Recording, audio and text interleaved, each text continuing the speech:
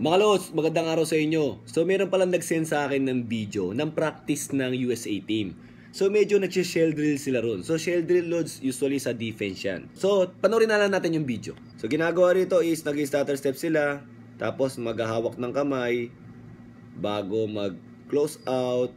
Pagkatapos susundan yung nagdi-dribble. Okay. Tapos yan. Lateral, konting bump. So mga Lods, may nagtatanong kasi dyan sa akin, bakit daw kailangan pa daw maghawak ng kamay dito sa may umpisa? Yan. So bakit kailangan maghawak ng kamay? Tapos, pupunta lang din naman doon sa may bola. So ganito ang idea dyan kasi Lods, sa mga hindi nakakaalam lang ha. So habang nag-stutter step ka dyan, okay, ang nangyari, yung kakampi mo, assuming na iwan. So you need to give help. So nag-help ka. Pag help mo, naiwan mo yung bantay mo, so pinasahan. Nung pinasahan yan, nakatanggap ng bola, so kailangan mong gawin dyan is tanggalin mo yung tira. Okay? Nakita mo, tinanggal niya yung tira. Look, mga Lods, eto si LeBron James, tama yung defense niya. Hindi ko ganong gusto yung defense nung nandun sa kabila yung 12. Kasi dalawang kamay yung tinaas niya. Mas okay sa akin itong ginawa ni LeBron James na isang kamay yung tinaas niya. Pagkatapos, yung bola, nakita nyo, nung nilagay sa kanan ng number 55, sinundan ni LeBron James yung bola. Tracing the ball, okay? Tapos, nung dumarive, teka, yan. Hindi siya nagpaiwan na. So mga Lods, ano ba mga purpose dyan? So maganda i-board din natin to eh. So Lods, ang gagawin ko lang dito Lods, idadissect ko lang ng dalawa lang. So ganito ang nangyari dyan Lods. Ito ang application yan. Magpapaiwan ka dito kahit nandito yung bantay mo. Kasi kung sakaling maiwan to sa ibabaw dito, pwede kang humelp. Which is, ganun yung ginawa ni LeBron James. Pag help mo dito, nakita mong pinasa yan dyan, ang kailangan mong gawin dyan is first take away the shot. Kasi pag nandiyan ka, malayo yan, malamang sa pwedeng tumira yan. So unang gagawin mo dyan is take away the shot. Tama yung ginawa ni LeBron James na tinaas niya yung isang kamay niya para hindi tumira.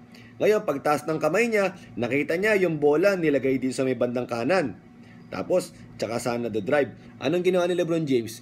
Hindi niya sinundot, tinrace lang niya yung kamay niya sa bola. Okay? So, sinusundan niya yung bola ng kamay niya. So, ano mangyayari? Hindi makakapasa. Kung hindi, magdidribble lang siya. Pero hindi pa atake. Pa-side lang. Kasi nakatrace yung kamay mo eh. So, nangyayari, pinipigilan mo yung atake. Tapos, pag drive niya, sinundan mo siya ng lateral lang para hindi ka maiwan. Ngayon, napakahalagang hindi ka maiwan. Bakit ka mo? Para hindi mangyari ulit yung nangyari kanina na iwan, ipapasa naman sa kabila. So what will happen? Pag hindi ka naiwan, hindi na ganong kailangan humilp neto. Pag atras neto, reset yung offense nila. So naubos yung oras nila, yung 24-second shot clock nila nabawasan. So malamang sa malamang, titira sila ng long contested shots. Actually sa Pilipinas nangyari yun, di ba, sa Gilas. Yung pinakamagaling nga sa era nila, nagba-back to basic and fundamental sa defense. Tayo pa kaya, ang tinitrain nila yung ibang aspects ng basketball game. So sa mga players dyan na nagtataka or nagtatanong ano ba yung ginagawa nila, mas maganda kasi alam mo yung fundamentals behind ng every drills na ginagawa para nasa sa puso mo yung ginagawa. Mas madali mong matututunan. Hindi yung parang akala mo pinapagod ka lang. Hindi, meron yung purpose kada galaw. Ultimo yung pagtapik, help defense yun, di ba? And then you will recover. Yung recover ni LeBron James, actually hindi nga ganito eh. Talagang tinanggal niya yung tira kung makikita nyo. Hindi talaga makakatira. Tapos yung kamay, very detailed, sinusundan ng kamay niya yung bola. So ilang mga Lods, sana sa simpleng video na to, meron kayo natutunan. Thank you!